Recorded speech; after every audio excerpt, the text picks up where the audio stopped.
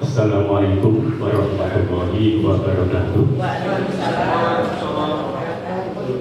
Bismillah, alhamdulillah, alhamdulillah, selama wala yang saya hormati fasilitator, rekan-rekan kepala sekolah beserta implementasi pembelajaran mendalam ujian Quran 3. Perkenalkan, pada kesempatan ini saya menyampaikan program implementasi pembelajaran mendalam di SD Negeri Kemangmang, Kecamatan Balen, Kabupaten Bojonegoro.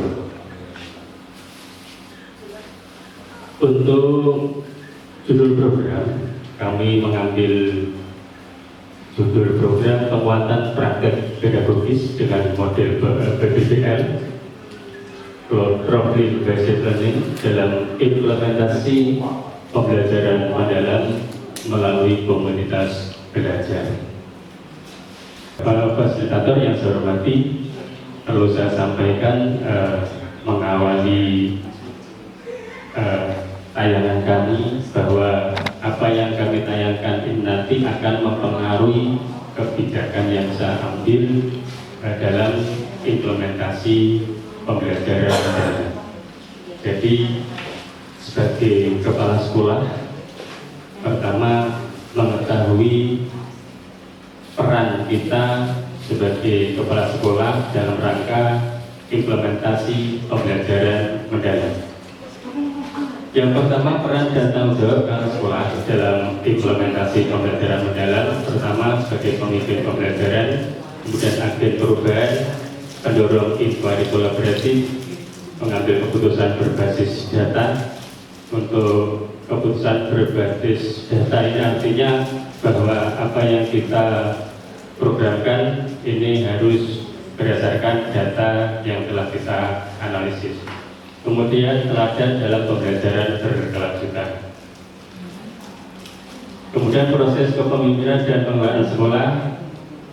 Yang pertama, dari manajerial ke transformasional, bahwa kita sebagai kepala sekolah tidak hanya bekerja dengan aturan-aturan yang angka-angka itu saja, tetapi juga mengemban tugas sebagai motivator, tidak hanya menyalahkan pada dewan guru kita, tetapi juga memberikan satu motivasi, memberikan keluasan pada dewan guru untuk berinovasi dan mengembangkan kreativitasnya. Sekali ada kesalahan, kita tidak langsung bilang Anda salah, tidak, tetapi bagaimana atau apa yang Bapak Ibu rasakan setelah melaksanakan kegiatan ini, seperti itu. Berikutnya, kepemimpinan berbasis inquiry kolaboratif.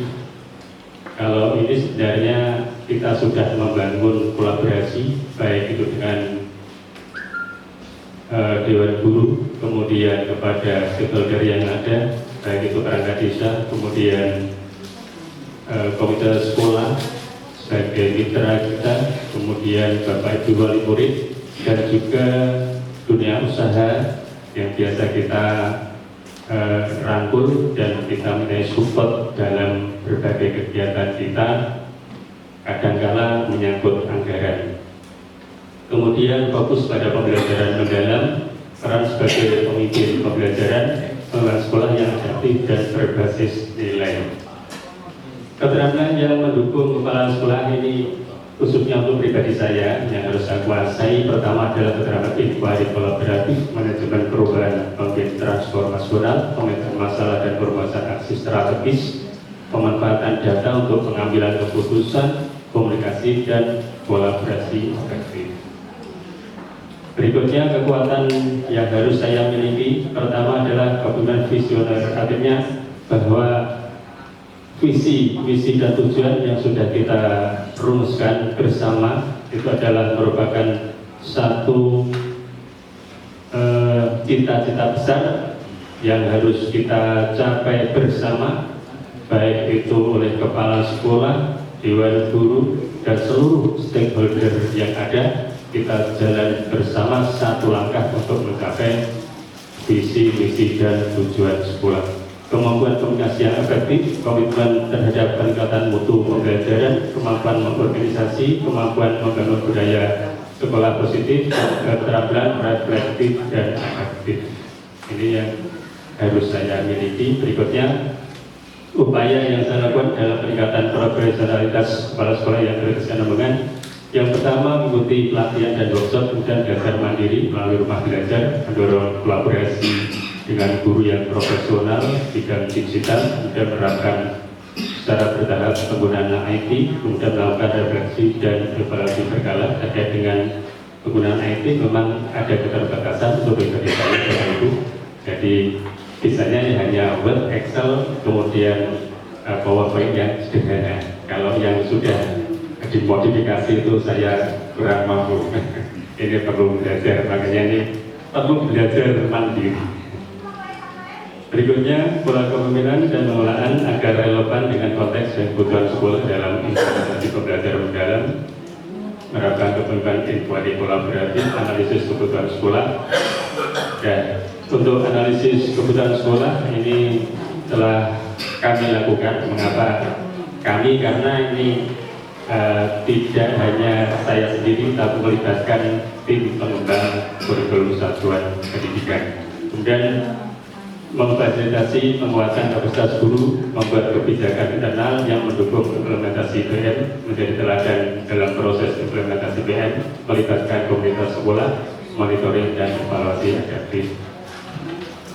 Nah, dari keseluruhan itulah maka di dalam mengambil keputusan, di dalam implementasi pembelajaran mendalam, maka yang pertama, selain satu, saya mengadakan diseminasi pembelajaran mendalam kepada kemarin yang mengikuti dari seluruh dewan guru, kemudian juga dari ketua komite sekolah dan ada wakil dari wali murid.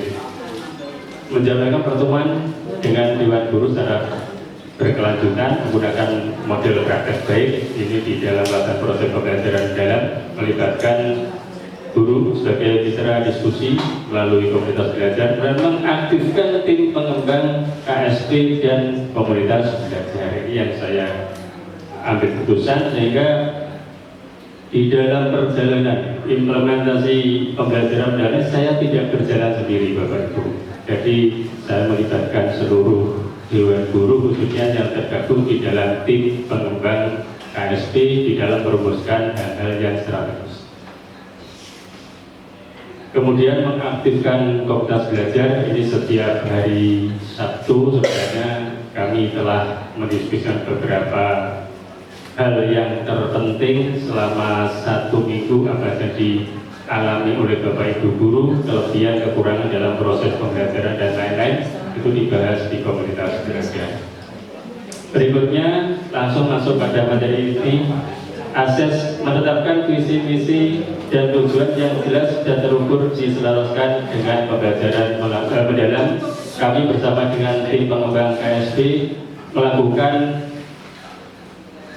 analisis untuk menyelaraskan visi misi dan tujuan yang jelas sehingga benar-benar terukur dan benar-benar diimplementasikan dengan pembelajaran mendalam. Kemudian analisis kebutuhan sekolah. Untuk analisis kebutuhan sekolah kemarin ada 2 analisis yang kami lakukan. Yang pertama adalah analisis kerangka pembelajaran mendalam terhadap kondisi lembaga, dan analisis yang kedua analisis kebutuhan lembaga. Berikutnya, setelah kita melakukan analisis itu, kami juga mempertimbangkan biasanya hal yang sangat menjadi dasar utama kita mengambil satu keputusan untuk menyusun satu program adalah dari rapor pendidikan. Jadi rapor pendidikan tidak bisa kita tinggalkan karena di dalam penilaian kinerja kita ini adalah yang kita ambil hasil dari analisis rapor pendidikan. Contoh misalnya untuk rapor pendidikan di SDN Kemamang pada tahun kemarin ini adalah kekurangannya di pembelajaran. Ini entah kebetulan atau tidak, tetapi kami seluruhnya di dalam menyusun RHK baik kepala sekolah maupun dewan guru terkait dengan peningkatan proses pembelajaran. Kemudian merumuskan program. Untuk program yang kami ambil yang kemarin berdasarkan hasil analisis dan juga dari rapor pendidikan, maka kami rumuskan program kami adalah peningkatan ini tadi yang ada di halaman pertama. Kemudian untuk menentukan tujuan ini sebenarnya ada di filenya, nanti bisa kita buka setelah selesai kegiatan untuk tujuan programnya. Untuk tujuan programnya yang pertama, Dewan Guru mampu menyusun perencanaan pembelajaran. Kemudian yang kedua, Dewan Guru mampu melaksanakan proses pembelajaran mendalam. Kemudian yang ketiga, Dewan Guru mampu melaksanakan asesmen pembelajaran mendalam. Itu ada 3 tujuan. Kemudian menentukan indikator keberhasilan. Untuk indikator keberhasilan kami menentukan 80% Dewan Guru SD Kemamang yang terdiri dari 6 orang. Ini mampu, 1, menyusun perencanaan pembelajaran, yang kedua mampu melaksanakan proses pembelajaran mendalam, yang ketiga mampu melaksanakan asesmen proses pembelajaran mendalam. Kemudian untuk menentukan berikutnya adalah menentukan langkah kegiatan, kemudian sumber daya pendukung. Untuk langkah kegiatan ada di slide berikutnya. Sumber daya pendukung memang untuk SDN Kemamang terkait dengan sarana prasarana memang sudah lengkap Bapak Ibu. Untuk setiap kelas dari kelas 1 sampai dengan kelas 6 ini sudah ada TV-nya terpasang di dinding, kemudian ada tambal lagi yang TV besar ini ada di kantor, kemudian sound system saja ada 2, iskop komplit lah untuk SD Kemamang. Kemudian jumlah siswanya ada 100 siswa. Kemudian untuk wali murid sebenarnya ini memberikan support penuh terhadap kami, seluruh Dewan Guru, kemudian komite sekolah juga support. Artinya ini kalau kita bekerja di SD Kemamang ini dilulu karo wali murid Bapak Ibu. Jadi hari guru saja ini kita dapat hadiah. Terus nanti kelulusan itu kita diberi lagi. Jadi nek tas sepatu apa mah pikir kelas 1 Bu. Ini yang mau pindah ke Kemamang.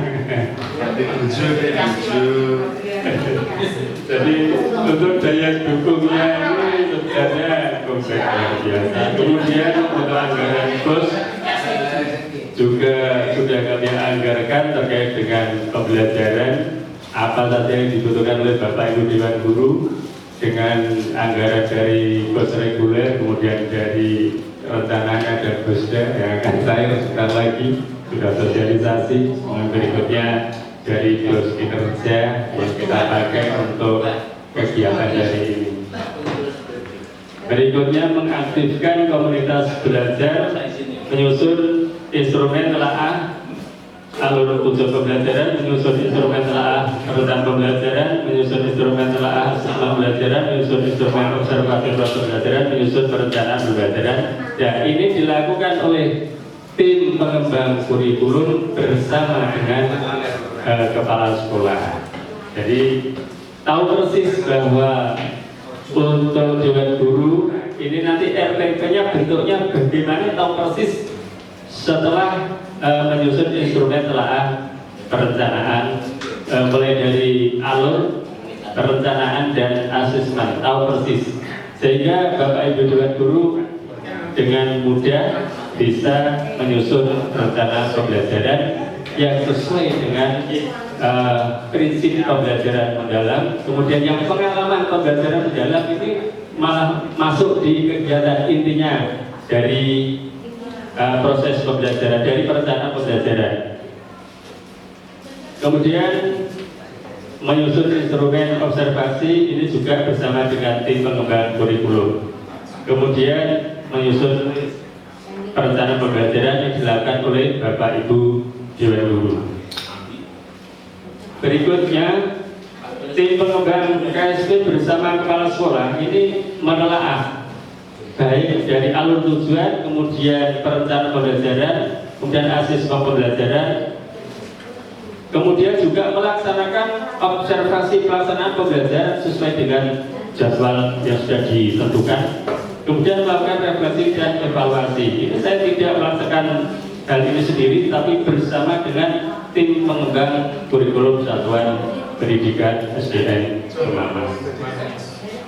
Berikutnya, indikator keberhasilan yang ditentukan di program kami tadi sudah saya sampaikan, 80% dari guru SDN Kemaman mampu dengan predikat baik menyusun perencanaan pembelajaran, melaksanakan proses pembelajaran, menyusun asesmen pembelajaran. Ini adalah hasil ketercapaian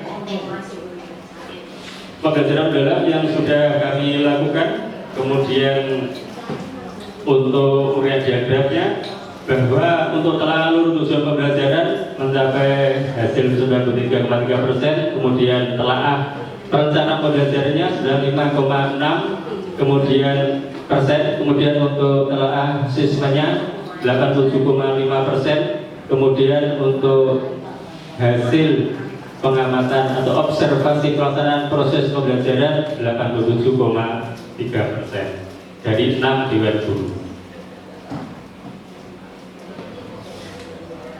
Kemudian rata-rata untuk telah alur ini mencapai 93,3, kemudian untuk telah perencanaan 9,6, kemudian untuk telah asesmen 87,5, pelaksanaan pembelajarannya 87,3, rata-rata 90,9%. Karena target kita adalah 80%, maka kami nyatakan bahwa untuk pelaksanaan indikator keberhasilan dari implementasi pembelajaran dalam di SDN Kemaman dinyatakan berhasil. Kemudian ada satu catatan yang diberikan oleh tim pengembang kurikulum. Jadi ada satu Dewan Guru kemarin, kalau yang 5 ini menyatakan tidak mampu memasukkan kolaborasi di dalam proses pembelajaran. Dan ini ada satu Dewan Guru memasukkan kolaborasi di dalam proses pembelajaran. Tetapi di prakteknya Bapak Ibu, ini mungkin menjadi permasalahan tersendiri yang perlu kita pikirkan bersama, bahwa kemarin untuk guru kelas 4 ini menjalin kolaborasi dengan guru PAI karena materinya bisa disinkron dengan PAI. Tetapi untuk guru PAI ini tidak pas jadwal proses pembelajaran dan juga tidak pas CP-nya pada saat itu, sehingga istilahnya di proses pelaksanaannya ini apa ya istilahnya, ngontrak gitu ya, ngontrak. Jadi ngerepoti gitu. Kalau saya katakan ngerepoti Dewan Guru yang lain di dalam proses pembelajaran. Apakah ini diperbolehkan? Nah, ini menjadi catatan dari tim pengembang kurikulum, karena kalau nanti misalnya Dewan Guru ini banyak yang melaksanakan hal seperti ini, maka gurunya juga repot betul. Tetapi yang tidak direpotkan adalah kolaborasi, di mana CP-nya ini memang sinkron, kemudian dibahas bersama, dijadwal bersama, kemudian dilaksanakan proses pembelajaran bersama, maksudnya seperti itu, sehingga tidak merugikan Dewan Guru yang lain. Ini permasalahan yang mungkin menjadi PR. Apakah saya salah di dalam menyampaikan materi terkait dengan kolaborasi? Nah, ini yang menjadi permasalahan kita semuanya. Kemudian terakhir, untuk komitmen pribadi saya, pertama menjadi teladan dalam belajar dan belajar, mendorong inovasi kolaboratif, mengembangkan sistem dan seterusnya. Terima kasih, saya kira cukup. Kalau punya mohon maaf, dan saya kira assalamualaikum warahmatullahi wabarakatuh. Waalaikumsalam.